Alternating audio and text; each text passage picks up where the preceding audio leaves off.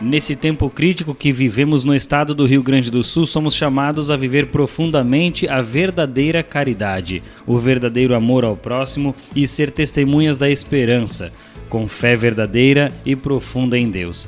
Mas será que sabemos o que é isso? Será que estamos vivendo corretamente o mandamento do amor e tendo verdadeira esperança no Senhor? Olá, que bom te receber aqui no Mater Podcast. Eu sou Tomás Guarez e nós vamos seguir nesta conversa aprofundando as maravilhas da Igreja Católica. Para nos auxiliar a trazer luz para o nosso tema central, aqui comigo na mesa, engenheiro de profissão e especialista em teologia do corpo, Rodrigo Baes. E aí, Tomás? Vamos nessa. Não te ouvi. Alô? Não te ouvi. Alô?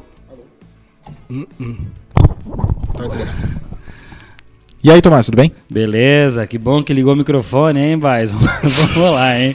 No outro microfone, especialista em terapia cognitiva comportamental, psicopedagogo, mestre em teologia dogmática, mas, acima de tudo, sacerdote, Padre Alex Bordman.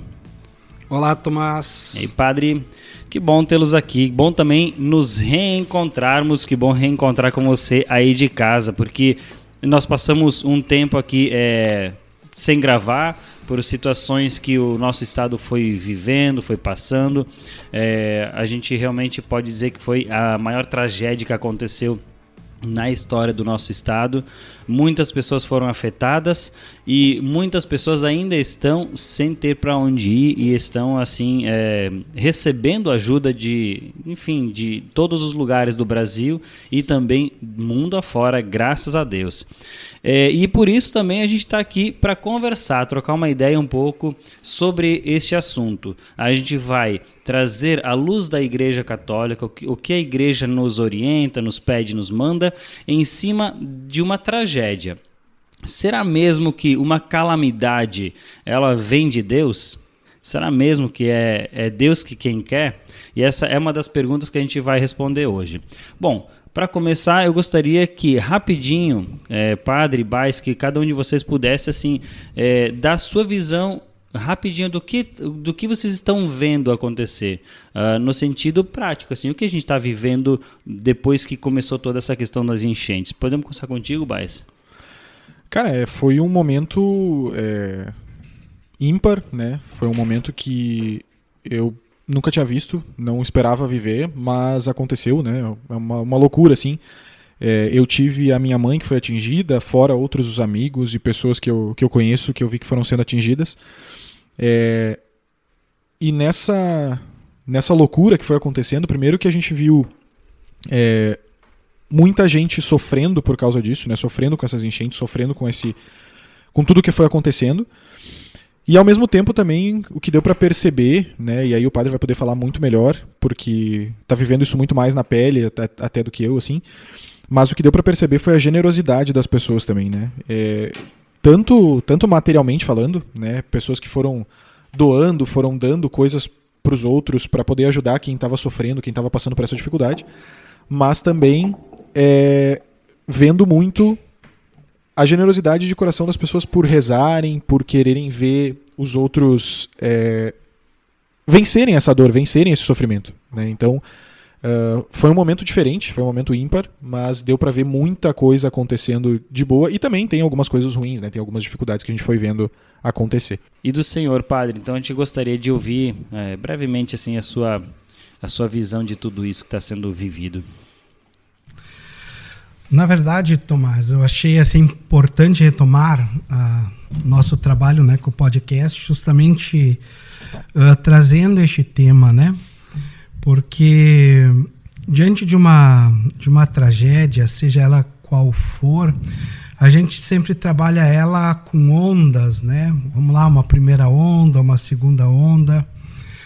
Uma primeira, assim, uma certa negação, né? Não se sabe bem o que está acontecendo, então parece que é algo que de pequena proporção, então não é bem isso. Aí até um momento em que se dá conta que sim, que aconteceu, que é algo muito grave, e que acontece aquele grande movimento de solidariedade, de ajuda, de apoio, apoio, de grande mobilização, aonde não, né, simplesmente não se tem onde colocar, né, tanta doação, mão de obra, né, pessoas, voluntariado. Mas depois vem aquele período, né, da normalização da tragédia, né, da própria tragédia, a terceira onda que vai se normalizando. Não, então já está tudo bem, tudo passou, mas que na sua grande maioria, quando se tem essas tragédias, esse terceiro movimento ele não é real, ele é só aparente. E é uma aparência porque as pessoas acabam cansando de ver, de lidar com a situação. Então, né, nós podemos dizer assim, dentro de uma linguagem jornalística, se torna cansativo, né, tocar, ver. Então se para de falar e aí se tem a falsa impressão que tudo passou, está tudo bem. E não é verdade, né? Lá por baixo, né, na superfície, se está, podemos dizer, para a nossa realidade, talvez pior do que lá no começo. Então era um pouco essa ideia, né? Um dos pontos é nos fazer este grande apelo, né? Claro, de uma outra abordagem, então, mas nos fazermos olhar e pensar que a tragédia ela está em ato, ela está acontecendo, nós estamos vivendo. Existem muitas pessoas que estão sofrendo algumas as mesmas realidades iniciais, outras sofrendo um novo período, uma nova realidade, um novo contexto de sofrimento, né? E aí vem também o aspecto espiritual que nós temos que nos debruçar sobre tudo isto. E aí vem estes questionamentos espirituais que se lançam sobre o famoso problema do mal, né? E então, e tudo isto, né? É da vontade de Deus? Foi Deus que assim o quis, né? Houve pessoas, inclusive pessoas ligadas à religião, tanto católicos como não católicos, né, que atribuíram isso como um castigo de Deus, ou atribuíram isso, né, como culpabilizando uma religião X, né? Então, essas perguntas precisam ser feitas, né? E aí, a nós, concretamente, gaúchos, bom, enquanto Estado do Rio Grande do Sul, o que isso tem, qual é o impacto, né, enquanto, né, sociedade? Depois, qual é o impacto que uma tragédia dessas tem em minha vida? A mim que fui afetado, a mim que tive familiares que foram afetados, e a mim que não tive nenhum impacto direto, mas isso também me impactou. Então acho que ao longo dessa nossa conversa são aí bastante coisas que nós temos que juntos pensar, refletir, rezar, né? Porque senão daqui a algum tempo, e pelo jeito serão cada vez mais frequentes, vamos novamente passar por realidades e durezas humanas e corremos o risco de passarmos por realidades como essas. E aí eu ouso dizer, não só não mudarmos, mas às vezes a passarmos de modo pior. Porque nós, entre essa tragédia, a nossa última, se passaram pouquíssimos anos, chamada Covid. E nós tivemos experiências de falta de caráter, de falta de humanidade, de aproveitamento tão horríveis que não nos parece que nós, que enquanto humanidade, não enquanto só Estado do Rio Grande do Sul, não parece que há tão pouco tempo nós também estávamos vivendo uma das maiores crises humanitárias né, de toda a humanidade.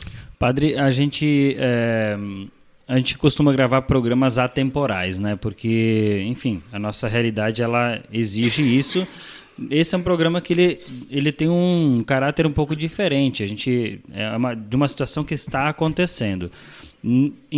Hoje que nós estamos gravando o programa, já bate em torno de 1 mês e meio, um pouco mais, quem sabe, de que tudo isso começou. Acho que está quase perto de dois meses. Foi 4 de maio. A gente está gravando maio, hoje. Não sei que dia é hoje. 21. Então já estamos aí em 40 e poucos dias. Enfim, a pergunta que eu quero fazer, você senhor que está na frente de todo um trabalho aí de ajuda, seja de doações também, como de limpezas de locais, de casas, no teu ponto de vista, seja racional ou seja de ir lá e ver a situação acontecendo, tu enxerga um dia, um prazo que isso vai acabar, ou seja, as últimas pessoas vão voltar para casa e estar uma vida, entre aspas, normal, em quanto tempo tu acha? Então, vejo assim como trabalhos que vão se concluindo por períodos diferentes, tá? Vamos dizer assim, eu vejo bairros por cidades, então. Vejo cidades que já estão bem mais avançadas, porque foram atingidas primeiro, então já passaram pela fase da limpeza, já adentraram na fase de mobílias, tá? Mas ainda dependem da ajuda para a alimentação, para receberem ainda as cestas básicas. Mas essas já estão nos últimos passos de conseguirem realocar as suas vidas. Tá? Nós temos, então, já outros que estão na fase de conseguir os móveis. Então, já limparam, já tem as casas limpas, mas estão na fase de conseguir os móveis. Mas nós temos ainda realidades que não se providenciou nem a limpeza ainda. E nós temos alguns poucos, mas ainda temos algumas realidades que ainda que com pouca água, mas ainda estão com água, né? Então a gente tem todos estes estágios. Então não é uma coisa homogênea, né? Então tá tudo, nós temos todas estas realidades.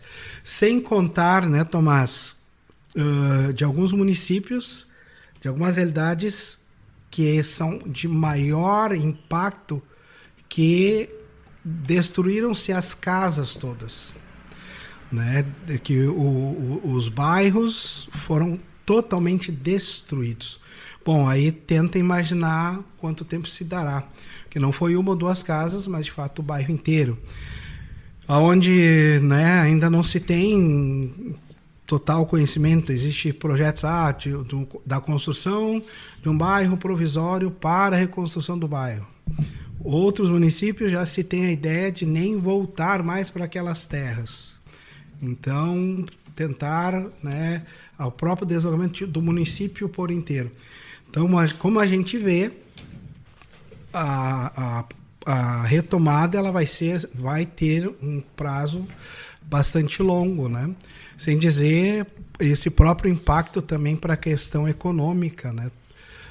Recolocar toda essa gente também, né, que perdeu seu emprego, sem dizer os próprios empresários, porque a gente tem que pensar que também empresas foram afetadas, destruídas, né? Então não sou técnico nisso, mas da minha visão de chão aí de ver, não é da noite para o dia, não dá para se mensurar em 15 dias, 20 dias. A coisa é longa. Ao menos, uma coisa interessante que eu até comentava esses dias com o pessoal, porque quando a gente começou esse trabalho de assistência, o padre me dizia assim, olha, isso aqui vai longe, daqui a 1 mês, quem sabe 2, ainda vai ter muito trabalho. Aí eu sou bem Tomé da vida, só acredito vendo, né? Dentro de mim eu pensava, tá, beleza, vai longe, mas, cara, 2 meses é tempo. Se a gente for pensar em 2 meses, tanta coisa que acontece, Como é que pode não baixar a água da casa da pessoa em 2 meses, né? Bizarro, né? E, cara, tá indo aí, né? Por isso que é muito, eu não sei, é muito doido isso que a gente tá vivendo. Uma coisa Mas, ô padre, tu falou num ponto que eu acho que é um ponto que eu queria que a gente, dentre essas coisas que tu falou que a gente precisa discutir, precisa conversar nesse episódio, eu acho que tem um ponto crítico aí, que é essa dinâmica espiritual que eu nomearia como uma dinâmica de Antigo Testamento, que a gente viu muito acontecer, tanto na Covid quanto agora. Ou é uma dinâmica apocalíptica, ou é uma lógica de Antigo Testamento. O que eu quero dizer com isso? A gente vê muita gente, nesses momentos pandemia, e agora nesse momento que a gente está passando aqui no Rio Grande do Sul, a gente vê muita gente dizendo que isso é o fim do mundo, que o mundo vai acabar, que é um castigo de Deus, que, meu Deus do céu, ou isso, né, que é um castigo, que é Deus derramando suas loucuras e tudo que tem para revidar na humanidade e se vingar da humanidade pelos erros dela. Aonde que está essa realidade? O que é realmente essa realidade? É um castigo de Deus? É uma resposta de Deus a alguma coisa? É um Deus que está se vingando da humanidade por alguma coisa? Ou é simplesmente justiça divina? O que é justiça divina dentro dessa realidade? O que é realmente divino e o que é realmente humano dentro dessa lógica que está nos acontecendo, assim, dentro dessa tragédia que vai nos acontecendo? A gente pode dizer, não, Deus está se vingando da humanidade. Deus está acabando com o mundo. É Deus que está dando essa realidade. Que tu falou justamente dessa dinâmica do mal, né? Que a partir daí começa a surgir o mal. Começa a surgir esse questionamento de como Deus permite que isso aconteça. Como é que Deus deixa que isso aconteça com a gente? Onde é que está Deus nessa história aí? Isso é muito importante, né? Dar essa devida origem ao mal, né? Isso é muito, muito importante para tudo, porque a gente está falando dessa perspectiva do mal numa realidade maior e a gente vai aplicar ela desde, né, daquela realidade, né, de algo de mal que nos acontece aí na nossa vida, né, de uma adversidade que nós passamos na nossa vida. Se a gente diz, né, que isso que nós estamos passando é um castigo, então tudo o que aconteceu, tudo que nós estamos passando, a origem, a fonte é Deus. Então, o que nós estamos passando no Rio Grande do Sul é um castigo. Deus nos castigou. Muito bem. Então, na verdade, culpa toda ali de Deus. Por mais que tenhamos feito algo de ruim para ele, desagradou. Então, ele foi lá e fez, produziu. É um ato de vontade de Deus, né? E aí nós precisamos entender, e aí é muito importante, que o mal não é uma coisa, né? O mal, ele é um ato de vontade, né? Ele é uma decisão. Então, o mal, ele não é uma coisa, ele é uma decisão, né? E isso é muito importante, a gente não pode materializar o mal, né? A gente não pode materializar. E por isso é muito, muito, muito, muito importante, né? Então, o mal, ele vem da decisão equivocada do homem.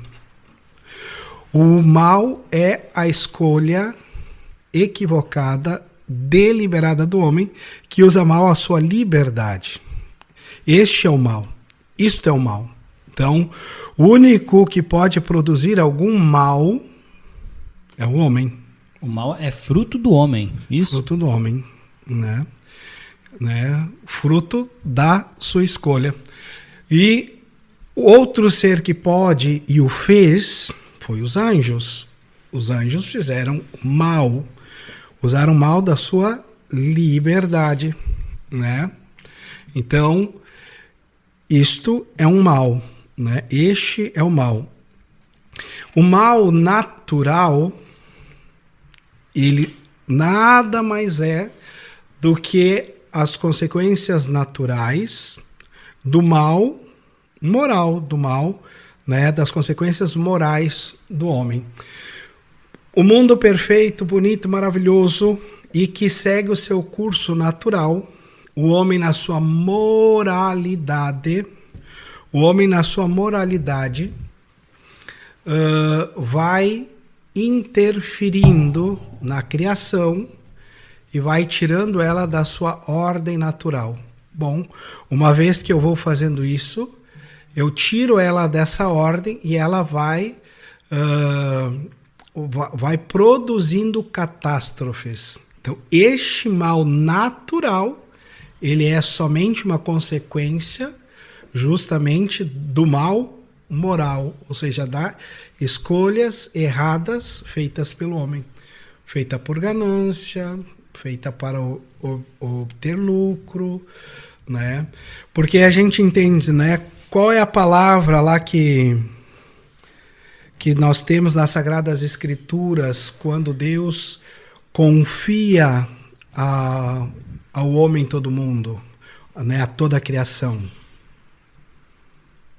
E agora vem as perguntas que a gente não lembra como responder. É que tem várias respostas, a gente não sabe qual que aí tem. tu dá a resposta e diz, não é essa. Aí nos lascou. Né? Deus criou tudo e... Viu que era bom. Isso, e confiou aí tudo para o homem. Crescer e multiplicar-vos? Antes, ai meu Deus. Não sei, padre. Me falhou. Bora lá para a Bíblia. Memória de escritura. Gênesis 1, capítulo Gênesis 1, vamos achar o Gênesis 1. Eu acho que talvez tem gente querendo dar cola para vocês aí. Ó. Pode passar, vai lá. Pode dar cola. Se relacionar com Deus? Relacionamento com Deus? Não. Quase. Para que o homem tivesse o cuidar de todas as coisas. Lembra? Dar nome às coisas. Não dar nome. Para que ele Deus. cuidasse, para que ele pudesse ter administração. Olha, o Bai está aqui na... Eu tô consultando, eu tô colando, mas a Ricci acertou. Como é Dominai sobre os peixes do mar, sobre as aves do céu e sobre todos os animais que se arrastam sobre a terra, isso? Isso. Eis que vos dou toda a erva de semente, e todas as árvores frutíferas que contêm em si mesmo sua semente, e a todos os animais da terra, todas as aves do céu, tudo que se arrasta sobre a terra, vos dou a erva verde, e assim se fez. E na tradução, de fato, para o português ficou dominar. Uhum. Vocês não acham que existiria um termo que seria mais adequado? Essa palavra dominar, ela não é correta. Seria, o homem ele não é um dominador, ele é um gestor das coisas de Deus, talvez. Tem Cuidador. uma outra palavra. Um cuidador Tá das indo coisas. por aí. A Quiz do palavra padre. correta, na tradução correta, não é dominar, mas é tutelar. Tutelar. Olha aí. O dominar tem essa impressão, dá esta ideia de usar até Ao bel prazer. até o desgaste, até né, Faz o que tu quer. Exato. E tutelar é cuidar. usar no cuidar, né, no sentido de tirar o melhor, de proteger, de cuidar. Está aí para a tua felicidade e para que estas coisas, né, sejam também cuidadas. E pra mim vem, quando tu fala isso, padre, me vem duas das virtudes cardeais, temperança e prudência. Pronto. Estão entendendo? E aí, então, quando acontecem as coisas da natureza que nós aí atribuímos a Deus, é porque a gente não entende estas duas realidades. Então, as catástrofes é a ação do homem equivocada na natureza, no mundo, que não entendeu a sua tarefa dentro da criação. Mas isso a gente acaba não tendo uma... Vamos dizer assim, não sou eu que vou questionar a Bíblia, né? Mas uma má orientação partindo desde já da Bíblia e depois aquela coisa, o telefone sem fio, a brincadeira do telefone sem fio, né? Você vê uma coisa que já tem uma pequena mudança assim de significado e aí tu vai no dia a dia passando adiante isso até que a pessoa lá na frente, depois de, sei lá, 1.500, 1.800 anos, 2.000 anos, ela vai entender isso de uma forma diferente. Bom, na verdade, aqui tu leu errado, né? Lá no manual de como usar o mundo. Mas na verdade é o erro que tu, lá no manual, tu leu errado sobre você mesmo, sobre o homem. O homem não sabe o que é ser homem. A antropologia atual é completamente equivocada. O ser humano não sabe nem o que é ser humano. O que é ser humano. Então, pronto, aqui nós já acabou tudo. Podemos, fecha a bodega, vamos... Né, acabou o podcast. Obrigado, pessoal. Valeu. Essa é a leitura correta, Tomás, né? Uma vez que nós perdemos a nossa origem, e o livro, né, é o livro das origens, da origem, e todas as coisas elas transcorrem para o seu fim, para a sua finalidade. Tudo que foi criado tem a sua finalidade. O ser humano tem a sua finalidade. E todas as demais coisas criadas. E entre elas também, né, tem a sua relação. E justamente, então, se o ser humano não sabe o seu papel por si só e a sua relação com o mundo, bom, aí nós... E acho que o ponto fundamental aqui, Padre, que tu falou, e que eu acho interessante de frisar, é que essa questão da origem, né? Não é um castigo de Deus. Quando a gente fala castigo, a gente está falando que Deus, por um ato de vontade, assim como foi um ato de vontade a criação do homem, ele então está criando o mal na vida do homem. Na verdade, é um ato da justiça de Deus. E quando a gente olha por um ato de justiça de Deus, a gente pode dizer, mas então ele fez o mal por justiça. Não. Ele permitiu o mal por justiça, e esse mal foi permitido a partir do mal moral. Isso eu queria sublinhar que tu falou. Porque o que a gente tende a observar, o que a gente tende a ver as pessoas falando, é só na questão climática. É só na questão de que nós estamos destruindo o planeta, nós estamos aumentando o efeito estufa. Isso tudo é uma realidade. Porém, a chave de tudo aqui é o mal moral. Mal moral, a gente está falando de pecado. A gente está falando do erro do homem, que nem o padre falou, ganância, simplesmente querer ganhar dinheiro. Isso a gente descuida da natureza, mas também tem uma realidade espiritual profunda, que é a gente entender que o ser humano, ele faz parte da criação, e tudo que ele faz, inclusive na sua vida pessoal, inclusive nos seus erros, nos seus pecados, impactam na criação. Isso é uma expansão um pouco dessa ideia de que a gente está causando os problemas naturais. Mas se a gente olhar para a nossa realidade moral, para a nossa vida sacramental, para a nossa vida de retidão moral ou não retidão moral, a gente vai enxergar também muitos motivos para essas coisas estarem acontecendo. E, de novo, não é nem vingança, nem um mal causado por Deus, mas é uma permissão de Deus também para que a gente olhe para a nossa vida espiritual, para a nossa realidade moral e diga, não, peraí, eu preciso consertar a minha vida. Às vezes eu sou pobre de marredecia, eu não estou buscando lucro, eu não estou buscando dinheiro, eu não estou sendo rico, então eu não estou causando mal para a natureza. Não, calma.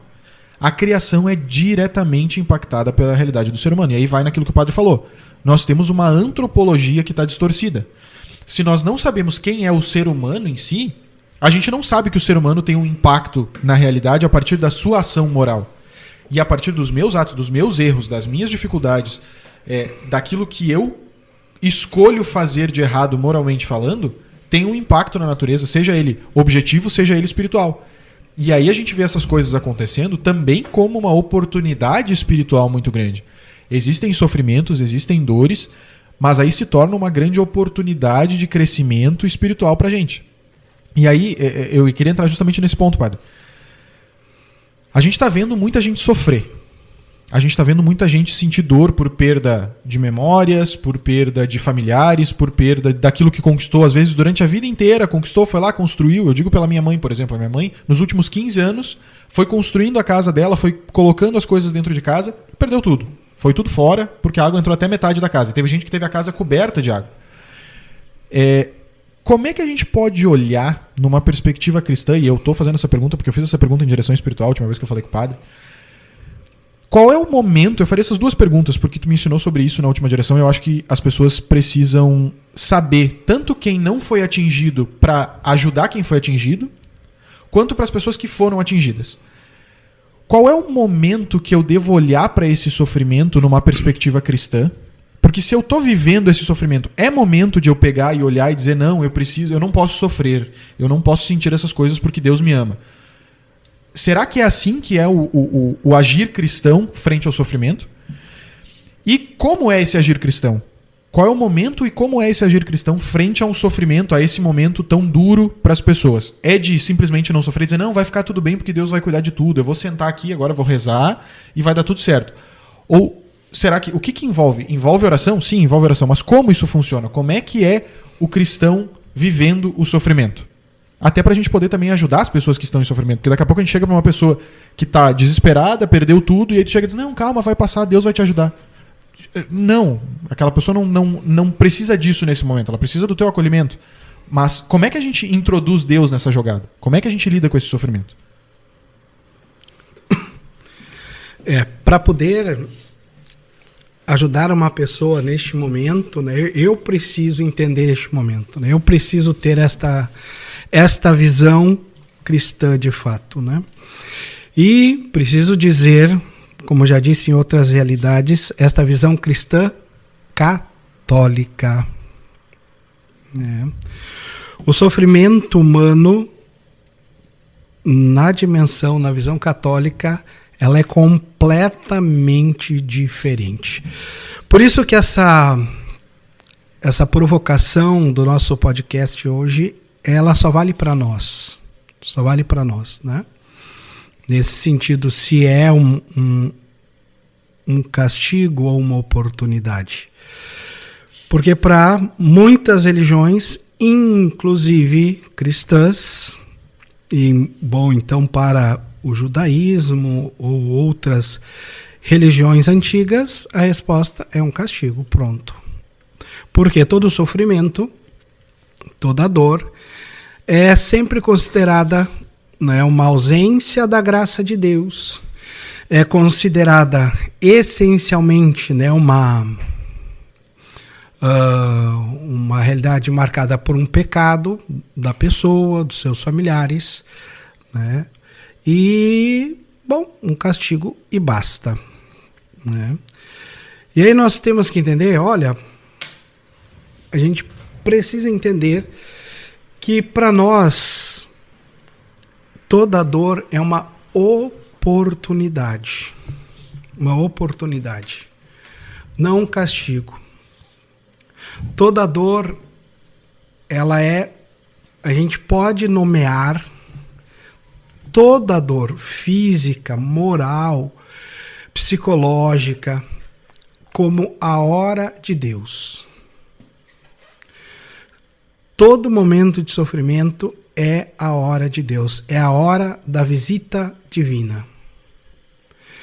E é por isso que para nós católicos, né, uma das obras de misericórdia é visitar, por exemplo, os enfermos. Porque na visita aos enfermos nós estamos visitando Cristo. Aonde está um irmão enfermo em casa, nos hospitais, ali está a presença do Cristo. Né? Ali está a presença do Cristo. E, bom, em tantas outras realidades, né? Nosso Evangelho nos diz, né? Pleiteando, falando sobre o juízo final. Olha, né? Tu me encontraste quando tu me vestiu, quando tu me deu de beber, quando tu me visitou, quando eu estava preso, né? Quando eu era estrangeiro. Mas, Senhor, quando foi que nós te vimos nu e te vestimos com fome, te demos de comer, com sede, te demos de beber, preso e te visitamos? Quando tu fizestes a um dos teus irmãos que nestas situações estavam. Então aqui, todas as vezes que nós passamos por estas situações, nos tornamos verdadeiramente o Cristo. Como se, mais uma vez, nosso Senhor se encarnasse. A encarnação que se faz novamente no encontro, né, da nossa humanidade, a divindade de Cristo, que se dá nessa nova cruz. nessa nova cruz. E isso é uma visão católica, essa é a nossa catolicidade, né? Onde nós catolizamos o sofrimento, né? Então, primeiro nós precisamos entender isso, para que quando nos deparamos com o sofrimento da outra pessoa e ver essa dimensão redentora. Redentora a gente precisa entender como, teologicamente, né, como uma realidade que se passa, que nos purifica de nossos pecados, nos aproxima de Deus e nos faz merecedores de eternidade. Então, vamos lá. Olhando para estas famílias que neste momento estão passando por momentos duros, de intenso sofrimento, né, de momentos de perda de desesperança, mas encontram forças lá no mais profundo delas e não desistem. E quando lançam palavras de fé, pequenas orações, e tu vê ali, né, verdadeira luta, muitas vezes abarcadas pela última gota de fé naquela situação. Então, aquele sofrimento está produzindo nesta pessoa efeitos de redenção. E ela nem sabe a realidade teológica que está passando. Está passando. Este é o nosso olhar católico sobre a realidade. Um dia, quem sabe, a gente vai poder sentar com esta pessoa e quem sabe até lhe explicar isto. Mas a gente não precisa agora sentar lá. Vem aqui entender a teologia católica. Não... Isso. Mas a gente pode, olha, Deus está contigo. Nós estamos aqui contigo. Né? E eu acho, padre, que é um momento de a gente, como católico, aqueles que não foram atingidos, aqueles que podem ajudar, a gente ter essa noção de que não é momento de ensinar teologia para as pessoas. É momento de atender uma necessidade. É momento de olhar para aquela pessoa e ver que ela perdeu tudo. Bom, então agora eu vou ser o cristão que vai lá e atende os irmãos como Jesus nos ensina, né? De atender aqueles que estão com fome, estão cansados, que estão presos, enfim, né? Essa mesma realidade. Eu acho que esse olhar cristão, e às vezes a gente cai num erro também nessa dinâmica, ou de ir não, Deus vai cuidar, Deus vai fazer tudo, tu quer explicar a parte teológica e a pessoa não está em condições de entender isso. Ela está sofrendo. Essa pessoa ela precisa ser atendida em suas necessidades. Aqui eu me lembrei, enquanto tu falava, do exemplo de Dom Bosco. Dom Bosco, ele fazia isso com os jovens. Ele percebeu que os jovens gostavam muito de ir no circo.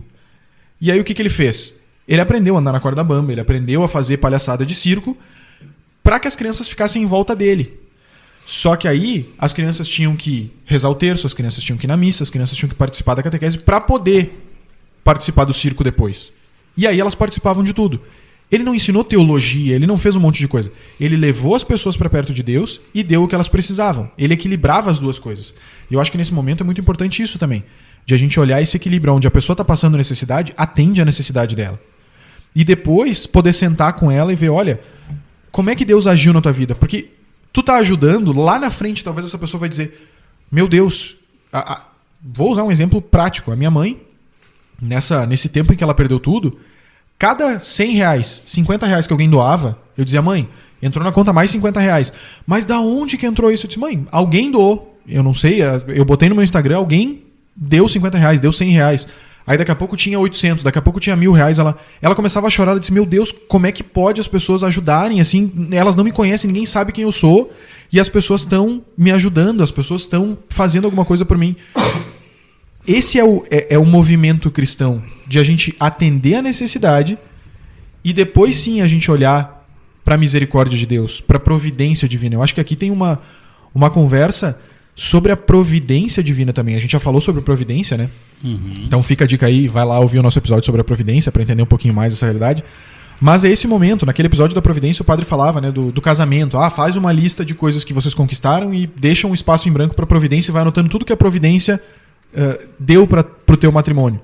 Eu acho que é a gente ter esse olhar, conseguir enxergar nessas realidades difíceis aquilo que Deus nos deu, mas no momento certo, da forma certa. E o nosso papel no primeiro momento é que a gente haja, que a gente faça alguma coisa, que a gente seja caridoso, seja o cristão que pratica a caridade prática, para depois a gente praticar essas obras de caridade que são espirituais também. Né? Padre, a gente já viu, né? Já foi falado isso agora há pouco. Deus não provoca o mal, mas ele dá permissões para que a gente possa também viver isso e, vamos dizer assim, e amadurecer diante dessas dificuldades, enfim, do que está vindo. Mas também a gente sabe que vai chegar o fim dos tempos está aí, né?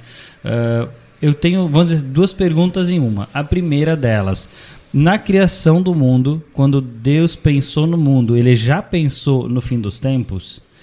Segunda coisa, estas catástrofes, enfim, vamos pegar os exemplos, a Covid que a gente passou, agora essa tragédia que aconteceu aqui no Rio Grande do Sul, mas acontecem muitas tragédias, eu estava vendo também, está acontecendo em outros países que está um calor extremo e as pessoas estão morrendo por causa do calor.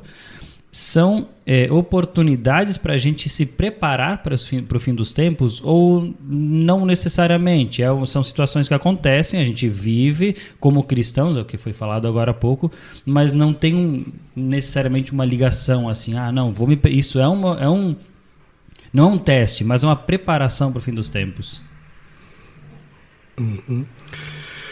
Bora lá, né? Essa questão da permissão, né? Isso é muito importante, né? A permissão aqui em Deus, ela é fundamental. Se Deus tolhesse a permissão, ele tolheria só a coisa mais importante e fundamental, que se chama liberdade. Se Deus nos tirasse, né, se ele então não permito mais que o homem, né, então não quero mais, não permito mais que aconteça o mal. Como nós vimos que o mal ele é consequência das escolhas erradas do homem, então só tem um jeito de fazer o homem não errar: tirar a liberdade. Só que, tirando a liberdade, tira-se a coisa mais bela que existe: a possibilidade de amar. Então, com a liberdade, a gente consegue fazer as duas coisas maiores: dizer sim ao amor ou dizer não ao amor, né? Então, e se Deus tirar de nós a liberdade, ele vai tirar de nós a faculdade superior que nós temos, chamada inteligência. E aí nós entramos no comum da criação. Nós vamos ser o cachorrinho, a vaquinha, o macaquinho, e é isto. Perfeito. Não tem mais o mal no mundo. Mas agora, se nós queremos ser, de fato, aquele ser dentro do mundo, que estamos aqui para tutelar a criação, e temos a maior responsabilidade, né? Então, com uma grande missão vem uma grande responsabilidade. Então, junto com a inteligência, vem a responsabilidade, vem a liberdade. E a liberdade não é para fazer o que a gente quer, mas para fazer o que a gente deve. Então, Deus sim permite. E permite para que possamos experimentar o amor, para que possamos fazer a experiência extraordinária do amor. E não somente, né, dos instintos. Dos instintos. Porque nós também provamos os instintos. Nós temos frio. Nós temos vontade de ir ao banheiro. Nós temos sede sem instinto. Coisa mais simples, né? Rudimentar. mas nós também conseguimos amar, conseguimos emitir juízo, nós conseguimos tomar decisões, conseguimos montar, como é que se diz?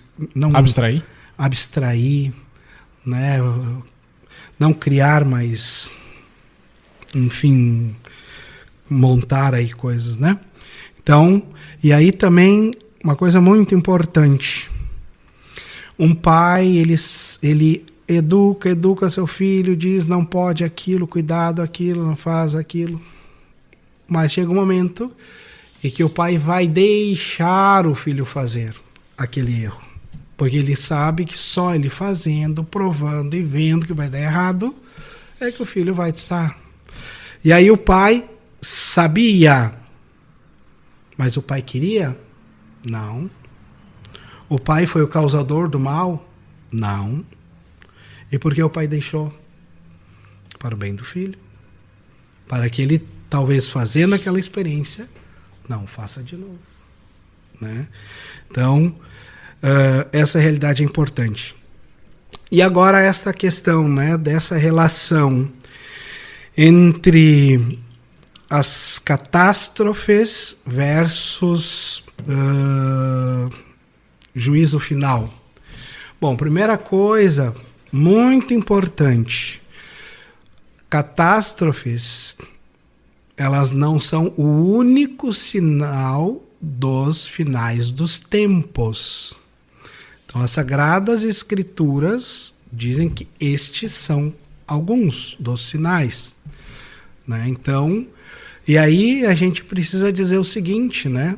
Em todos os tempos houveram sinais externos de catástrofes. Ah, é? Então sempre houve? Sim. Por quê? Porque nós devemos estar preparados sempre. As Sagradas Escrituras nos dizem que nós não sabemos nem o dia, nem a hora, e que uma das imagens bíblicas para a vinda de nosso Senhor é que ele virá como um ladrão. Olha, se algum de vocês, o ladrão mandou uma carta, uma mensagem, olha, na quarta-feira às 18 eu vou lá fazer um servicinho na casa de vocês, tá? Só para combinar com vocês, puderem puder deixar sair, a chave. Né? Puder sair para não me atrapalhar. Deixar a chave, Você não ligar o alarme.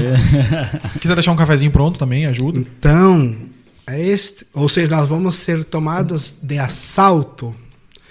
Então, que nós estejamos preparados. E aí nós vamos também para a teologia da espera.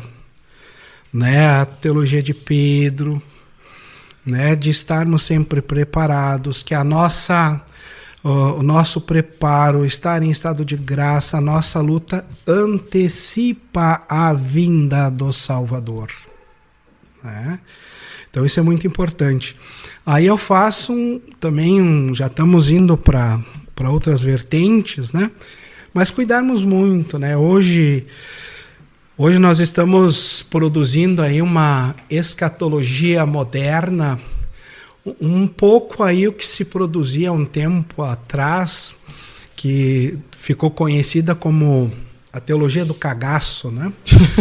Que era uma teologia que procurava converter as pessoas pelo medo. Né? Pelo medo. Olha, se salvar alguma alma, bendito seja Deus, mas... Olha, não me cai no coração, né, a parte da teologia mais linda, que é a segunda vinda de Jesus, ser tomada por uma imagem de medo, de pavor, e aí para mim cai em contradição. Porque a segunda vinda de Jesus, ela precisa ser esperada, ser clamada, ser pedida. Se a gente entendesse a grandeza deste tempo novo, deste mundo novo, dessa experiência, né, do julgamento final, onde as almas que já, né, passaram pelo juízo particular, que já conquistaram o céu, agora vão ter os seus corpos restaurados e passados pela ressurreição. Aqueles que estiverem na terra passarão pelo juízo universal, seus corpos serão glorificados. Então aí sim, né, o céu para sempre, né, o novo céu. Meu Deus, a gente arderia de desejo de pedir isso para sempre, aonde não haverá mais possibilidade de pecar. Basta viver a glória de Deus para sempre. Da onde isso aqui é desesperador. Dá vontade que chega agora, Eu ia né? dizer, eu tava numa gana que agora chega de uma vez, pelo amor de Deus. Ai. Agora, por que se faz este medo? É porque a gente não quer se converter. A gente quer o pecado. É que nos traz uma responsabilidade também, né, padre? Porque a conversão daí é hoje. Eu preciso fazer agora, exatamente. O que eu poderia deixar para amanhã, eu costumo dizer, né? É aquela história, o ônibus vai passar. A gente sabe que vai Se passar. tu vai estar só na não parada, sabe qual que é o horário, mas se eu não estiver na parada... Então essas tchau, teologias, né, do pavor, de não sei o quê, e que inventam um monte de sacramentais que não estão na Sagrada Escritura, não tem fundamento bíblico. Então se tu não tiver a vela de não sei o quê, o óleo de não sei aonde, o não sei o quê de não sei o quê, cuidado, né? Revelações particulares, se aprovadas pela igreja, você pode segui-las se te faz bem para a tua devoção. Mas elas não são necessárias para a tua salvação. Se te fazem bem, se aprovadas pela igreja. E se te faz bem para a tua piedade pessoal, show de bola, pode fazê-la.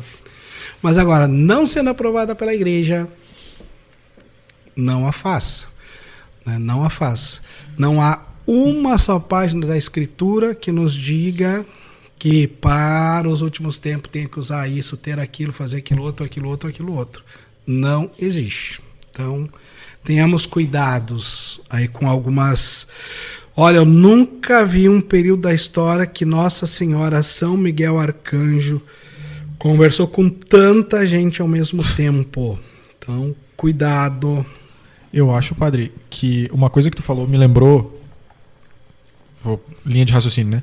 Tu falou que a gente tem que esperar e tem que querer ir pra agora esse momento da vinda de Cristo. Eu me lembrei da música do Monsenhor Jonas, né? O Que Santidade de Vida, eu amo aquela música. E ele fala justamente, né? Somos, Senhor, tua igreja que aguarda e apressa a tua vinda gloriosa, né? A gente tá, pela nossa ação em busca de Deus, a gente apressa a vinda de Deus. Quanto mais a gente se converter, mais a gente apressa essa vinda de Deus. E aí eu me lembrava, e eu tô olhando para um quadro de Santa Teresinha aqui, mas parece meio abstrato quando a gente diz que a gente apressa a vinda gloriosa de Deus. Mas a vida dos santos é uma prova de que a gente apressa a vinda gloriosa de Deus. Quando a gente olha para Santa Teresinha, para tudo que ela perdeu, para tudo que ela sofreu na vida dela, e ainda assim, uma melancólica que tinha tudo para se afundar num buraco porque perdeu a mãe, porque perdeu irmãos logo depois que nasceu, porque não foi aceita no Carmelo, ela tinha tudo para se atirar no buraco e dizer, eu não saio mais daqui. Ela consegue olhar a glória de Deus na vida dela e descreve um caminho de santidade que é simples. A pequena via. De a gente fazer as coisas do dia a dia, de fazer aquilo que é a nossa obrigação, fazer o simples, fazer o pequeno. E olha a grandeza da vida dessa mulher. Olha o exemplo de vida dessa mulher. São José Maria Escrivá, que nos ensina como viver e santificar o cotidiano. É no dia a dia, é na santidade do dia a dia. Aí a gente tem uma serva de Deus que é muito querida pelo padre e que também é muito querida por esses que vivem esse podcast, que é serva de Deus Chiara Corbella Petrillo, né? Ela falava muito nos pequenos passos possíveis, né? A gente já falou isso em outros momentos, o padre já citou ela aqui em outros momentos. Mas a santidade da vida dessa mulher, que teve um câncer terminal, que sabia que ia morrer, mas não abriu mão de dar a luz ao seu filho. Não abriu mão de trazer à vida uma criança, mesmo sabendo que ela não poderia fazer o tratamento para o câncer, ela perdeu a visão de um olho, ela ficou comprometida e logo depois ela morre. Então, ela nos ensina a dar pequenos passos que são possíveis. São João Paulo II, na última Páscoa que ele estava, ele morre logo depois de uma Páscoa. É interessante ver a santidade desse homem, que Deus leva ele na alegria da Páscoa. Ele vive o tríduo pascal, ele vai para a janela, tem uma imagem muito clássica dele na janela, ele tentando falar, ele tenta puxar o ar e falar e ele não consegue, ele estava em agonia já, ele estava no fim da sua vida, mas ele não desiste da glória de Deus, ele faz aquele esforço final para ir lá e abençoar o povo que pede a benção dele. E assim a gente podia passar o dia citando a vida de santos, mas a gente perceber que o nosso sofrimento, a nossa entrega, a nossa dor, a nossa conversão diária, ela apressa a vinda de Deus. E esse apressar a vinda de Deus é visto objetivamente, é visto na realidade. A gente vê na vida dos santos o que Deus pode fazer quando a gente se converte. E aí, padre, a gente vai chover no molhado, talvez, falando disso, mas eu queria te pedir para que tu pudesse nos dar algumas dicas para esse tempo e para outros tempos que virão, porque a gente sabe que daqui para frente os tempos tendem a piorar, as coisas tendem a ficar piores. Isso não estou falando aqui de apocalipse, eu estou falando de realidade. As previsões são de que essas enchentes vão continuar, de que vão vir chuvas piores, de que a coisa vai ser mais feia aí para frente. Para esses tempos, o que a gente pode fazer no combate espiritual para apressar essa vinda de Deus, para que a gente consiga ver em nós e nos outros essa glória de Deus? Quais são os atos que a gente pode fazer de piedade, de caridade? Quais são as ações espirituais que a gente pode fazer para nossa conversão e para apressar essa vinda de Deus, para que a gente possa realmente tocar essa glória de Deus? A vida cristã é muito completa, né? E a gente progride quando a gente a vive de modo pleno. Muitas vezes o não progresso espiritual é porque a gente vive uma só das dimensões.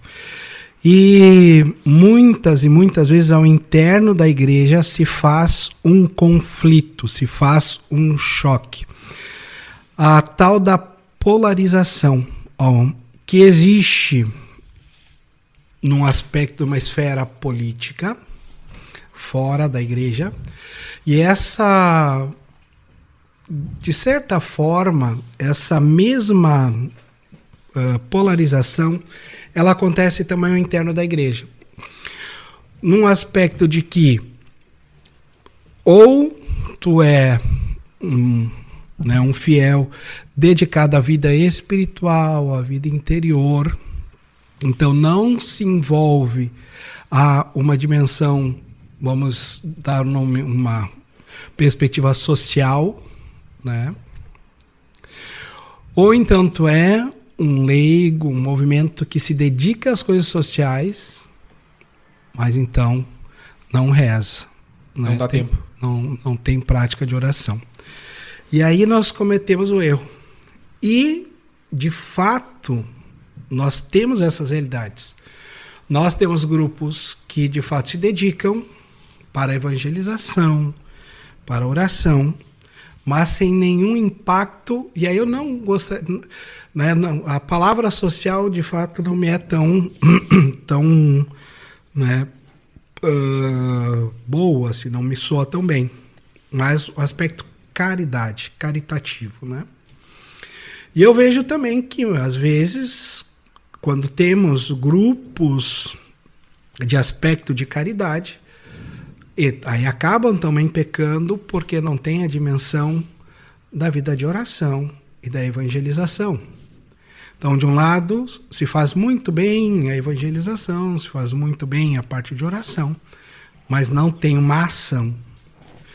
E, de outro lado, tem muito bem uma atitude de ação, de levar alento, de levar o alimento, de levar ajuda, mas não pode se falar de Deus, da igreja, né?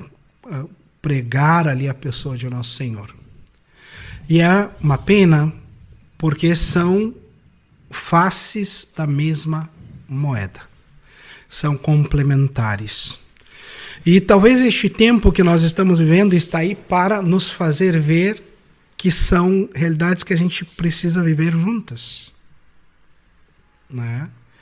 Então, por eu celebrar uma missa bem celebrada e com a dignidade e um paramento digno, eu não devo ser taxado de conservador. E por agora estar cuidando, dando atenção aos que estão passando necessidade nesse momento, estar dando atenção com maior propriedade aos pobres desse momento, não posso ser taxado de padre da teologia da libertação.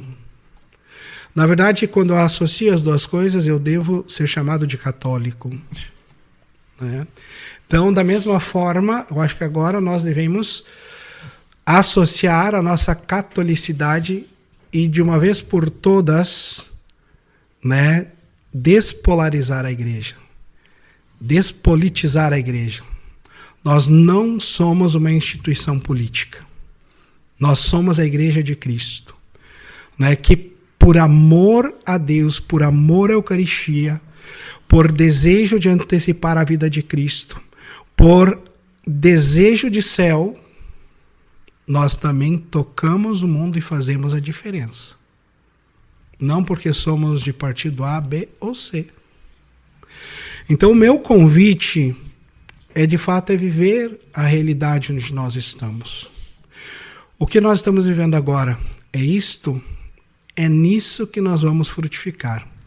Então, nós precisamos manter a nossa vida de oração, né? Manter a nossa Eucaristia. E dentro disso, dentro daí sim, dentro da nossa possibilidade, dentro do nosso tempo, o ver como eu posso me dispor.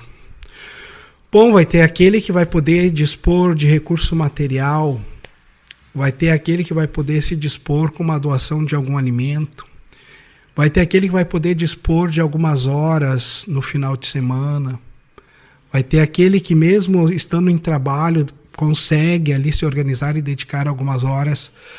Então, existe, não, e aí é importante, ninguém pode se considerar excluso, porque de alguma forma, com alguma parcela, e não se considere pequeno, não, porque todos, a diferença, ela não é na quantidade do que você faz, mas na quantidade de quantos fazem. Essa é a diferença. Né? Nós somos tantos. E esse grãozinho de areia de cada um de nós é que faz ali o tanto. Né? Eu, estando à frente, sou mais visto. Mas, gente, o que se dá para ver, só dá para ver porque são inúmeros grãozinhos de areia que estão por detrás de mim. Eu, sozinho, não conseguiria fazer absolutamente nada.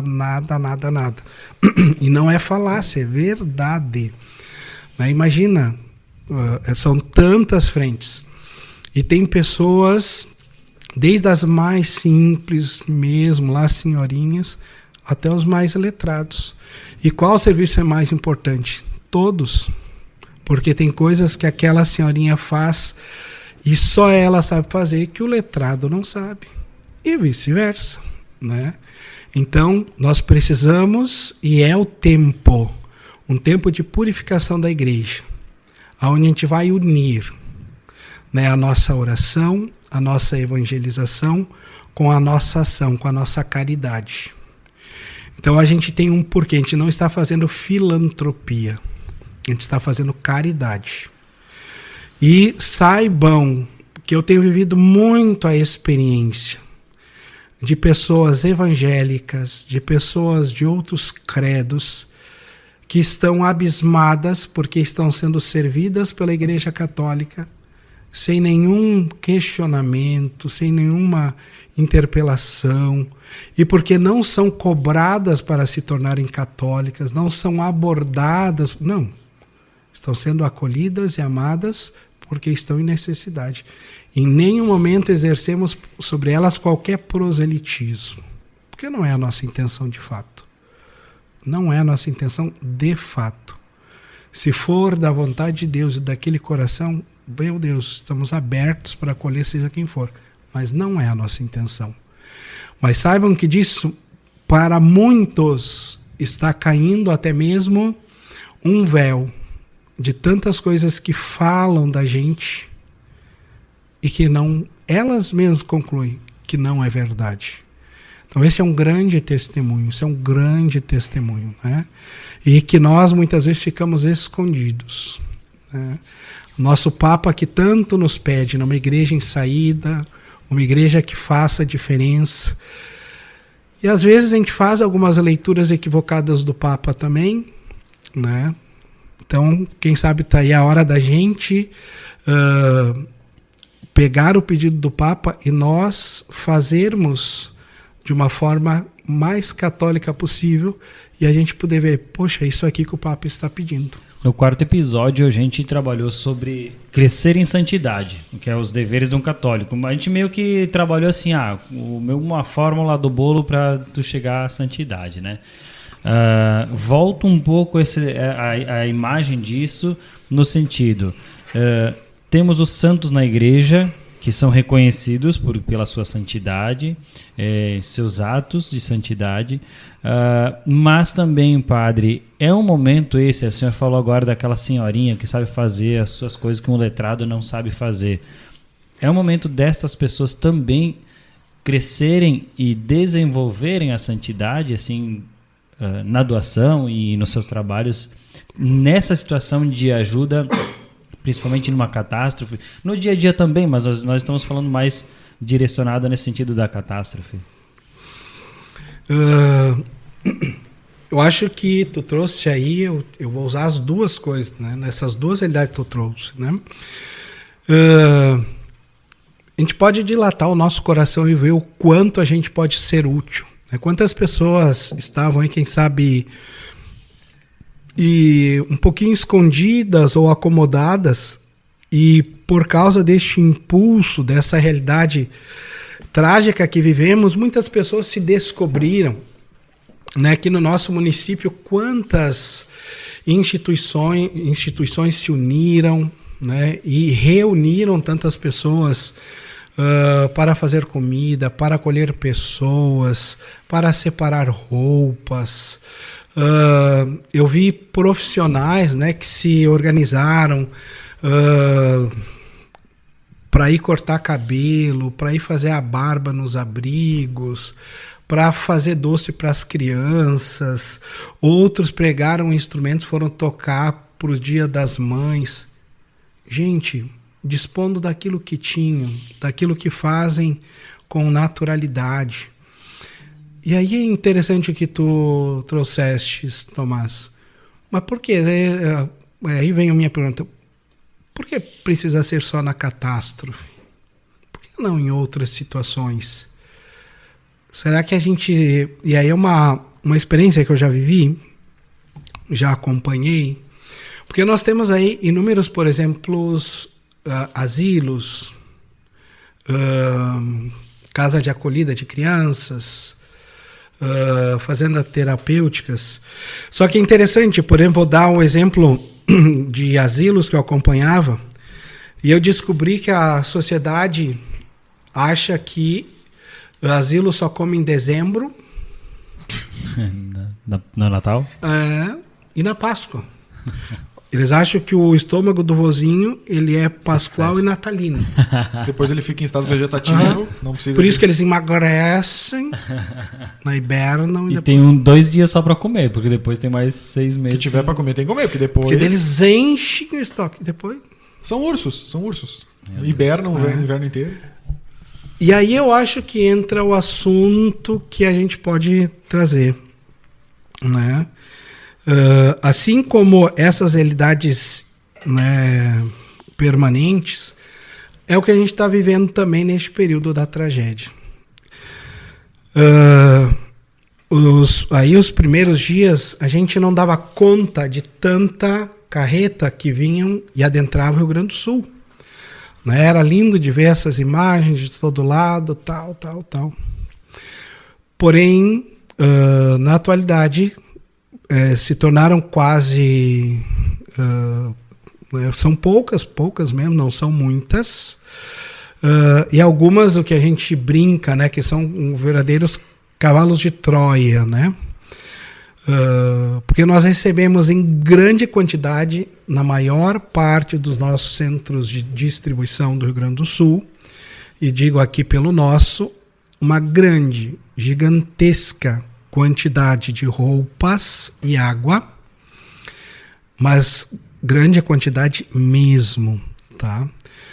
E roupas que neste momento não são tão úteis, uma grande parcela. Porque, lógico, no Brasil, estados que usam roupa de frio como o nosso, bom, Santa Catarina, Paraná, né, algum outro lugar, alguma roupinha mais leve de inverno. O restante é roupa de verão. Então, ou seja, agora nem vai haver colocação, né? Então, o nosso CD São José, por exemplo, temos uma grande quantidade de roupa mesmo. Porém, hoje, nós não recebemos o suficiente, né, para as demandas de cesta básica, produtos de limpeza e higiene. Então, nós não conseguimos, muitas vezes, corresponder aos pedidos na sua integralidade. Nós temos que dar ali uma filtrada. Damos ali, seguramos lá. Tamanha a quantidade de pedidos, né, semanalmente. Então, houve, né, a comoção, mas agora esfriou. E também aquela questão da tragédia que continua. Queridos, baixou as águas, sim, na sua grande maioria, como eu já falei. Já temos bairros que começaram a limpeza, bairros que já terminaram, bairros que estão começando. Mas o detalhe é o seguinte, queridos, quando se vai limpar a casa, quando se limpa, não sobra absolutamente nada. Absolutamente nada. Pouquíssimas casas conseguem aproveitar alguma coisa, algum eletrodoméstico, por exemplo. Pouquíssimas. O resto, tudo vira uma montanha de lixo na frente da casa. Então, até mesmo isso, por exemplo, não temos, às vezes, como colocar as doações de roupas, eles não têm onde colocar as roupas. Não tem roupeiro. Tem roupeiro. Não, eles não têm como receber a doação de colchão, não tem a cama, né? Então, nós, por exemplo, o CD São José, estamos numa terceira fase de trabalhos agora, numa campanha aí de coleta e doação de móveis. Estamos quase concluindo a primeira fase, que vai entregar, então, né, uma casa, os móveis da casa completo para 250 famílias. Então, concluindo esses 250 lares, a nossa ideia é começar para mais 250. Então, vai ser cama de casal, cama de solteiro, guarda-roupa de casal, solteiro, cadeira, mesa, o balcão de pia, balcãozinho do banheiro, enfim, né? As camas já com os colchões também. E assim, muito batalhado, muito corrido, muito sofrido, mas conseguimos. Porque a gente havia primeiro, né, pensado em fazer tudo em camas, né? Mas aí a gente se deu conta, vamos conseguir doar 1.000 camas. Mas ainda assim a gente não resolveu a vida de 1.000 famílias. A gente deu lá um alíviozinho para 1.000 famílias. Então achamos melhor tentar dar a colocação para 1.000 famílias e elas começarem de fato a sua vida, né? E aí começamos mais 250 e vamos indo até enquanto Deus nos ajudar, né? Então gostaria aí de fazer esse apelo a quem está ouvindo, a divulgar, a nos ajudar, né, a todo o Rio Grande do Sul, que precisa recomeçar também nessa parte moveleira, né? O povo precisa de móveis. Fora aqueles que precisam da própria casa por completo, né? Então, eu acho aí importante tocar nesse assunto também. Só uma observação, a gente tem um voluntário aqui, uma pessoa aqui da paróquia que trabalha como montador de móveis, né? E ele diz assim, olha, a doação ela é feita daquilo que a outra pessoa vai usar, né? Não é porque eu estou com um móvel caindo aos pedaços aqui que eu vou me desfazer dele. E é um princípio também que o padre trabalha muito com as doações aqui. A gente não está se desfazendo de coisas. Nós estamos atendendo pessoas com a necessidade. Não é só dar assim ao Léo, né? Mas, e seguindo aqui essa ideia do cotidiano, da questão da santidade que a gente tem que buscar, como é que a gente pode, continuando assim, aprofundar? A gente já trabalhou isso também em outros episódios aqui do Mater, quando a gente falava das indulgências, dias de preceito, são os primeiros episódios que falava sobre a oração cotidiana. O que mais que a pessoa pode aprofundar, adentrar nessa hora para continuar aquilo que já começou a viver antes dessa tragédia? Eu acho que o que o padre falava assim me vinha muito a imagem aquela passagem em que a mulher vai lá e leva a sua única moedinha, né? E vai lá e deposita. Os fariseus lá faziam toda a sua pompa porque estavam doando grandes coisas e ela ia lá e doava sua moedinha e Jesus dizia, olha, aquela moeda vale muito mais do que toda essa gentarada que está fazendo essa coisa toda. Então eu acho que nesse tempo, nesse momento, o que a gente pode fazer é dar as nossas moedinhas, que nem o padre falava, né? Vários grãozinhos de areia que vão construindo a coisa. E eu acho que é muito importante, nesse momento, quando a gente for ajudar, né? E esse apelo do padre de produtos de limpeza, materiais de higiene, material de alimentação para o CD São José, não é só para o CD São José. É para todo mundo, porque a gente está vendo uma realidade, uma necessidade muito grande. E esse movimento que a gente faz da caridade, de doar, de dar alguma coisa, de ajudar, seja materialmente, seja fisicamente, ele tem que ter esse movimento, que nem o padre falou, é um movimento duplo. Eu não sou só caridade, eu não sou só esse momento de assistência social, poderia se dizer, mas eu também não vou ficar só na minha oração. As duas coisas têm que se retroalimentar. Quando eu ver o sofrimento de alguém, eu tenho que ser forte para ir lá ajudar, dar o máximo que eu puder, mas eu tenho que sentir esse sofrimento com essa pessoa e ir para Deus. E eu tenho que levar isso para Deus, eu tenho que entregar isso para Deus, eu tenho que rezar para que lá eu encontre força para voltar a trabalhar de novo. Então, eu diria que esse momento ele pede algumas coisas básicas que já deveriam ser regra na nossa vida, deveriam estar dentro do nosso plano de vida, mas que às vezes a gente ignora, a gente deixa de lado. Então, além do nosso esforço caritativo, do nosso esforço em entregar as coisas materiais, em encontrar os lugares onde a gente pode ajudar, onde a gente pode dedicar tempo, ou mesmo materialmente a gente pode ajudar, o padre já falou, e eu reforço, é intimidade com Deus, é não abandonar a nossa oração, apesar da dificuldade, apesar da dor, não abandonar a nossa oração. Mas eu não tenho mais casa, eu não tenho mais nada, eu estou vivendo num abrigo. Sim, esse é o momento de a gente dedicar também tempo para a oração, seja onde eu estiver. E eu não preciso mostrar isso para ninguém. Quando o padre falava, eu ficava pensando, a gente hoje, tudo vai para o Instagram, né? Tudo vai para fazer propaganda, tudo vai para mostrar. Cuidado em ser um católico que quer mostrar que está fazendo. Porque aí tu está sendo um fariseu, tu não está sendo católico.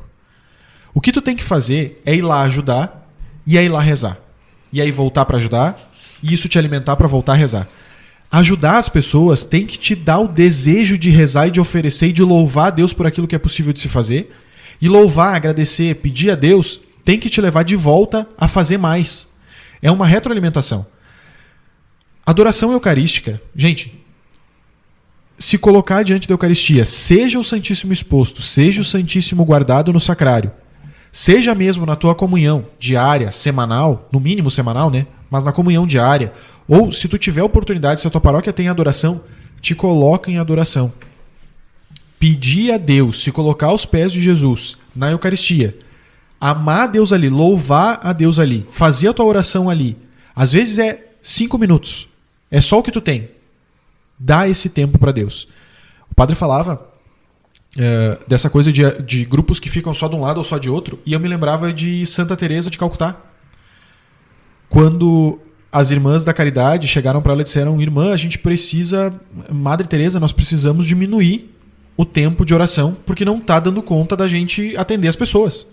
A gente não dá conta de fazer tudo que tem para fazer durante o dia. Tem muita gente para ser atendida, tem muita gente passando fome. Vamos diminuir esse tempo para a gente poder correr mais.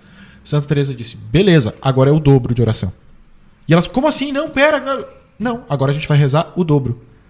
Porque se a gente não está dando conta de atender as pessoas, é porque falta oração. Veja que ela não disse: nós vamos parar de atender as pessoas. Ela percebeu que o problema, a falta de possibilidade de atender as pessoas, a falta de tempo, a falta de recursos, ou seja lá o que for que estava faltando naquele momento, era porque estava faltando entregar isso tudo nas mãos de Deus. Ela disse: então agora a gente vai ficar só rezando e não vai mais atender as pessoas? Não. Talvez elas tiveram que acordar mais cedo para poder rezar aquele tempo que agora era o novo tempo de oração.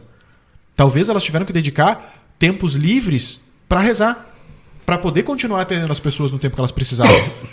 Mas o que faltava era verdadeira oração. Adoração eucarística, vida sacramental. Gente, a gente falou de mal moral. A gente falou que essas consequências são consequências de um mal moral. Se tu não te confessa há 10 anos, talvez o melhor que tu possa fazer... Eu não tenho tempo, eu trabalho em 2 turnos, eu tenho filhos em casa, eu não tenho dinheiro para despender agora para comprar, para ajudar com alguma coisa material. Então faz o seguinte, vai te confessar. Vai lá e faz uma boa confissão. Pega um exame de consciência profundo, examina bem a tua consciência e vai te confessar. Talvez a tua confissão vai ser motivo de santidade que tu não vai saber aqui. Talvez tu vai saber só lá depois quando tu morrer. Lá no momento que tu encontrar com Jesus, tu vai saber. Aquela tua confissão daquele dia, naquela pandemia, naquele momento de caos, salvou tantas almas. Porque a tua piedade em ir lá se confessar fortaleceu a igreja, fortaleceu aqueles que estavam na linha de frente fazendo alguma coisa. Então, é isso que o padre falou, a gente olhar aonde a gente pode fazer. E aí sim agir pela caridade também. Bom, se eu tenho tempo, se o meu final de semana está livre, se eu tenho 2 horinhas, 1 horinha, meia horinha para ajudar a descarregar um caminhão, para ajudar a fazer uma comida, para ajudar a distribuir umas quentinhas. Eu tenho carro, eu não posso ir lá, eu estou trabalhando, mas o meu carro eu posso disponibilizar, disponibiliza teu carro. Disponibiliza a tua ajuda, disponibiliza a tua casa, de repente, para se fazer a comida, se tu tem espaço, se tu tem como. Leva a tua família. Quantas famílias podem ser convertidas pelo exemplo de uma família só que for inteira, durante meia horinha, para ajudar a distribuir quentinhas? Tá lá tu, a tua mulher, o teu esposo e teus 1, 2 filhos. Tu vai lá, a tua família inteira vai lá por meia horinha só para pegar aquelas quentinhas e distribuir para alguém. Os teus filhos vão estar aprendendo o que é caridade. A tua família vai estar cada vez mais unida, porque vocês vão juntos ir lá ajudar as pessoas a montar um móvel, a limpar uma casa, a fazer qualquer coisa que seja necessária. E as pessoas que estão vendo vão dizer: meu Deus, tem uma família inteira que despendeu um tempo para vir aqui ficar com a gente. Então, esse pouco que a gente faz, essas moedinhas pequenininhas que a gente vai lá, eu só tenho essa moedinha, mas a moedinha é tudo que eu tenho, dá tudo pelo tudo. Dá tudo por Deus. Porque Deus... Talvez tu não vá saber. E aqui eu acho que é ponto importante, porque tem muita gente, por isso que eu falei do Instagram ali, tem muita gente que está divulgando o que está fazendo, querendo mostrar o que está fazendo, para que as pessoas venham dizer: parabéns, olha que bonita a tua atividade, que bonita a tua ação, que legal o que tu fez. Jesus reservou as palavras mais duras do Evangelho aos fariseus, que faziam penitência e jogavam cinzas na cabeça para mostrar que estavam fazendo penitência. Jesus foi claro em dizer: a recompensa deles eles já receberam aqui. Se tu tá buscando recompensa daqui, joga no Instagram, faz a propaganda. Tu vai receber recompensa, tu vai receber as palmas, tu vai receber o parabéns pela tua ação. Mas onde é que tá a tua recompensa? Deus providencialmente me inspirou a dar uma olhada no evangelho de hoje. E o evangelho de hoje, ele vai passar por Mateus 6:21. Aonde está o teu tesouro, lá está o teu coração. Se o nosso tesouro está nas coisas daqui, esse é o evangelho de hoje, do dia 21, estamos a 21 de junho, né? 21 de junho de 2024. Esse é o evangelho de hoje. Providencialmente, Deus vai falar exatamente isso. Aonde está o teu tesouro, aí está o teu coração. Se o teu tesouro está em Deus, está na Eucaristia, lá vai estar o teu coração. E lá vai chegar essa força espiritual para que tu possa agir na linha de frente. E na linha de frente, o teu coração vai continuar nesse tesouro que é a Eucaristia. E vai estar querendo cada vez mais transbordar. Porque a caridade, quando ela transborda de Deus para o nosso coração, porque a gente pediu, porque a gente buscou a Eucaristia, essa caridade transborda no coração dos outros. E ela vai transbordar, e aí o nosso copinho vai ficando vazio. E eu preciso buscar de novo em Deus, eu preciso buscar de novo na Eucaristia para poder transbordar de novo. Padre, o Baes fala de caridade, falou bastante, várias vezes essa palavra caridade. Eu quero só trazer mais um ponto aqui, porque eu acho que ele é importante nesse momento. Como nós cristãos, como o cristão, ele deve olhar a caridade no momento em que ele não sabe em quem ele está ajudando. Isso, muitas vezes a pessoa se tornou até dependente dessa ajuda, que se torna até um assistencialismo, né? Mas assim, eu tô ali dando a doação e não sei para onde vai chegar isso aqui. Como é que eu devo olhar isso de forma crítica? Ou eu fecho o olho, ou eu confio? Como é que é a atitude do cristão nessa hora? Porque, como o senhor mesmo falou, a gente viu carretas e mais carretas e mais carretas chegando de doação. E para onde foram parar? E como isso foi utilizado? Muitas vezes a gente fica pensando, mas será que foi bem utilizado? De repente até a gente pode cair numa revolta, digamos assim, pode ser que essa pessoa não use bem e outra pessoa está precisando. Qual que é a atitude do cristão nessa hora? Bem, são coisas distintas, né? Caridade, ela é uma disposição interior, é uma forma própria de se amar, né? A caridade é um amor, e um amor que se manifesta de uma forma prática. Então não é um amor meramente afetivo. Então ele tem, né, uma realidade interior de afeto, mas ele é tão pulsante que ele se manifesta em ato. Né?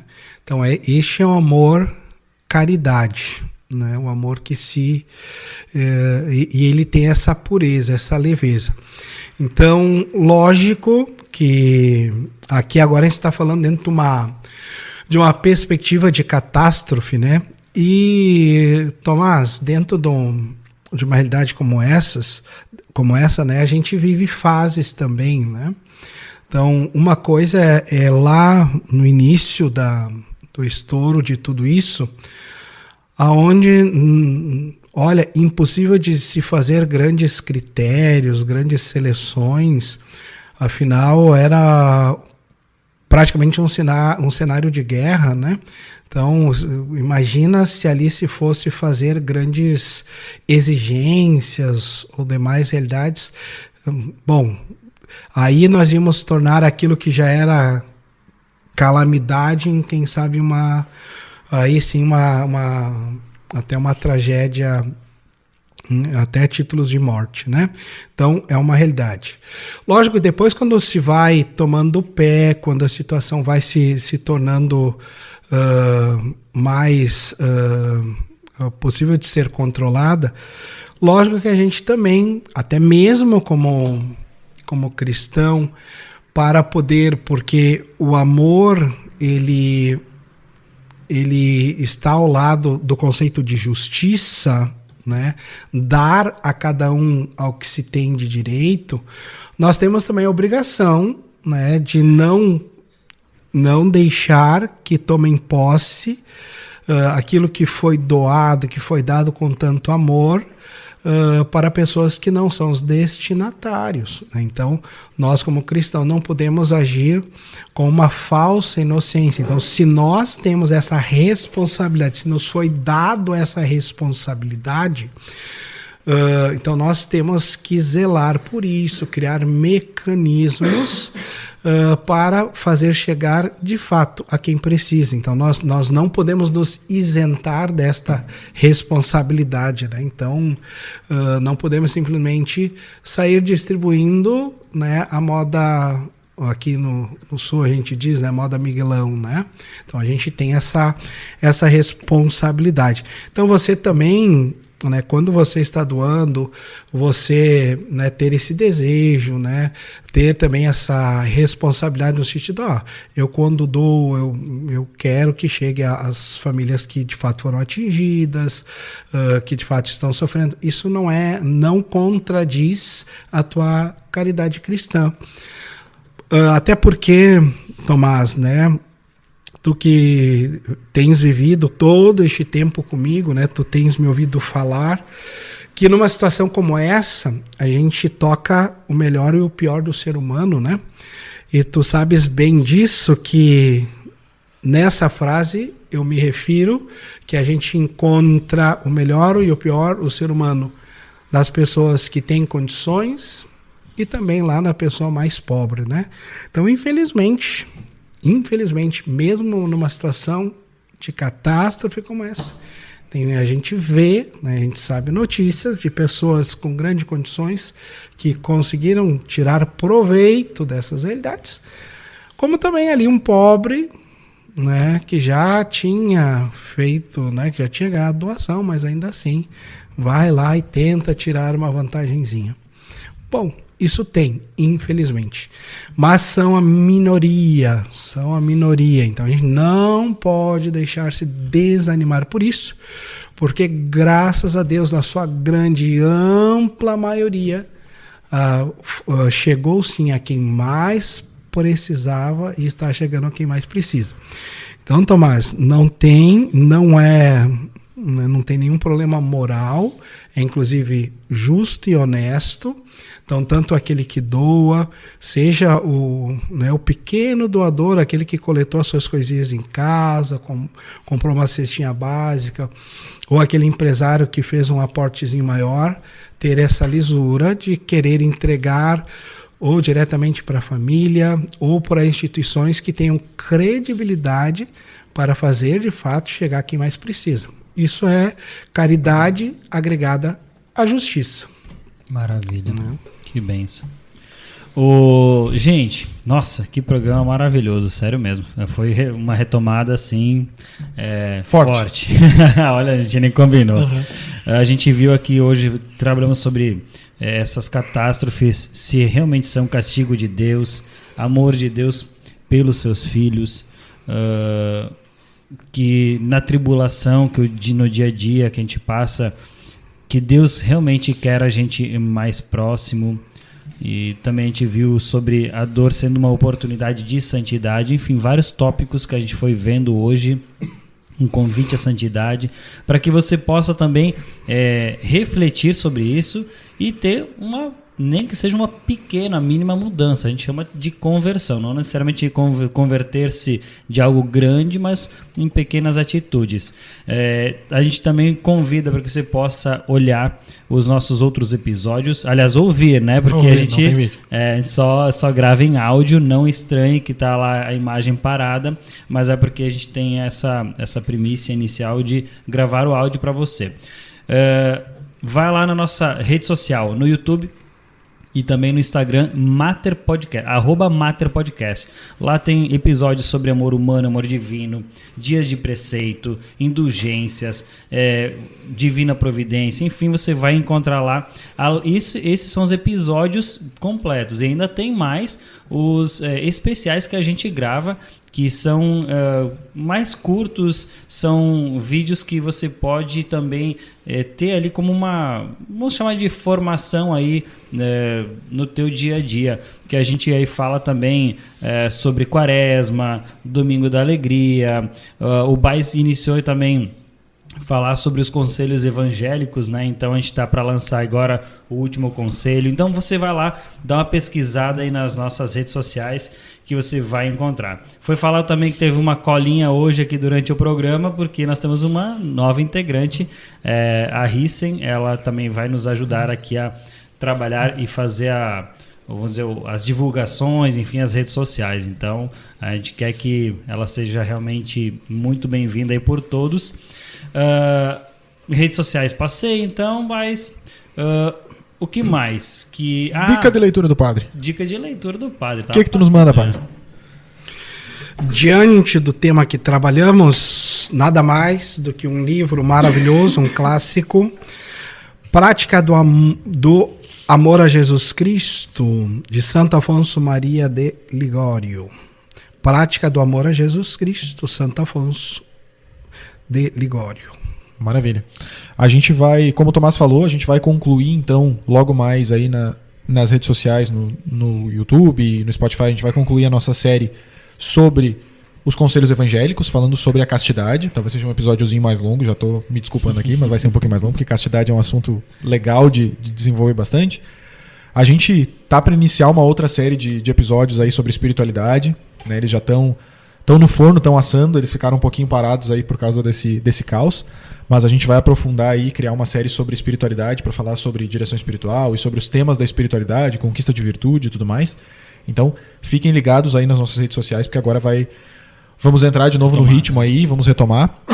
E esse episódio foi de certa forma, um especial também, né, para a gente falar um pouquinho dessa realidade que a gente está vivendo e também pedir ajuda naquilo que pode. E aí, padre, já aproveito, diz para nós aí quais são os contatos, como é que o pessoal pode ajudar o CD São José e as outras frentes que a paróquia está, ou frentes que tu conheça, que tu saiba que precisam de ajuda, né? Tu já falou que a necessidade é produto de limpeza, cesta básica, agora também aqui na paróquia Distância Velha, pelo menos, estão fazendo essa questão dos móveis, essa campanha dos móveis, mas o que dá pra gente fazer e onde é que a gente encontra essas informações, com quem a gente entra em contato para poder ajudar também a paróquia e ajudar o CD?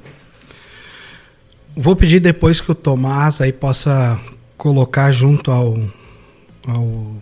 arte, né? A arte aí, né?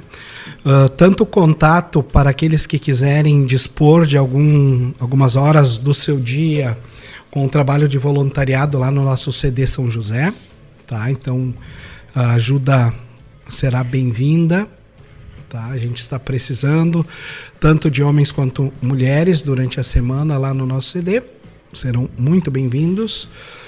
E, bom, se quiserem fazer doação diretamente de cesta básica ou de produtos de limpeza, também pode ser diretamente aqui na paróquia, tá?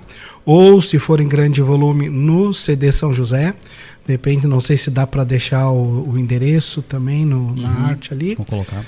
E, bom, dos móveis nós estamos com parceiros, tá? Então nós temos algumas empresas parceiras que estão fabricando para nós esses kits. Então a gente vai entregar para a família um kit casa fechado, assim, completo. Então doação em qualquer valor depois vai se revertendo nestes kits, tá?